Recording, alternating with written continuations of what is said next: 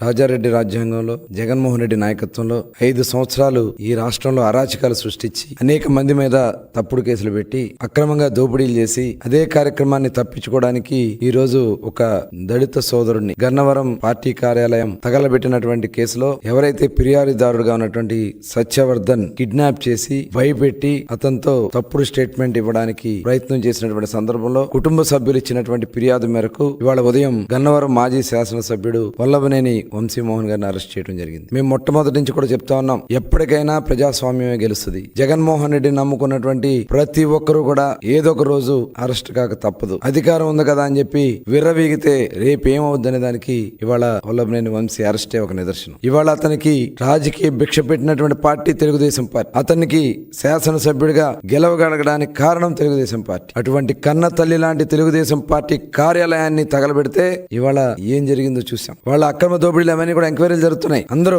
రాష్ట్రంలో ఉన్నటువంటి వైఎస్ఆర్ పార్టీలో ఎవరైతే తప్పులు చేశారో వాళ్ళందరూ కూడా ఎవరు కూడా తప్పించుకోలేరు. ఇవాళ రాజకీయంగా చాలా ప్రాధాన్యత కలిగినటువంటి కృష్ణా జిల్లాలో భ్రష్టు పట్టించారు ప్రతి ఒక్కరు కూడా. ఒక నాయకుడు క్యాసినో పెట్టిస్తాడు, నోరు ఉంది కదా అని బండబూతులు తిడతాడు, అధికారం ఉంది కదా అని చెప్పి అధికారుల్ని కాళ్ళ కింద వేసుకుని తొక్కే పరిస్థితి చేశారు. ఆ రోజున వాళ్ళు చేసినటువంటి దుర్మార్గాలు ఇవాళ బందర్లో మచిలీపట్నంలో ఒక మాజీ మంత్రి బియ్యం స్కామ్ లో సొంత భార్యనే కేసులో ఇరికిచ్చినటువంటి దౌర్భాగ్యమైనటువంటి పరిస్థితులు వైఎస్ఆర్ పార్టీ ఇవాళ ఆ నాయకులు. తీర ప్రాంతంలో భూములు కొట్టేసిన ఒక మాజీ మంత్రి. తెలుగుదేశం పార్టీ ప్రధాన కార్యాలయంలో ఆ కుటుంబానికి రాజకీయ భిక్ష పెట్టినటువంటి పార్టీ తెలుగుదేశం పార్టీ. ఇవాళ దాడులు చేసి జగన్ దగ్గర మెప్పులు పొంది పదవులు పొందాలని చూస్తే ఏమైంది ఇవాళ మీరు చూశారు. ఇవాళ ఎవరు కూడా తప్పించుకోలేరు. ఇవాళ ఎవరైతే కంప్లైంట్ ఇచ్చారో అతని మీదే, ఒక దళితుడి మీదే ఇవాళ ఇలాంటి దుర్మార్గాలు చేస్తా ఉన్నారంటే ఎట్టి పరిస్థితుల్లో కూడా ప్రభుత్వం చూస్తూ ఊరుకోదు. ఖచ్చితంగా ఎవరు కూడా తప్పించుకోలేరు. ఇవాళ జగన్మోహన్ రెడ్డి గారు కూడా ఈ రాష్ట్రాన్ని ఏ రకంగా దోచుకున్నారో, ఇవాళ సొంత బాబాయ్ని ఏ రకంగా హత్య చేశారో మొత్తం కూడా ఇవాళ బయటకు వస్తున్నాయి. విచారణ కూడా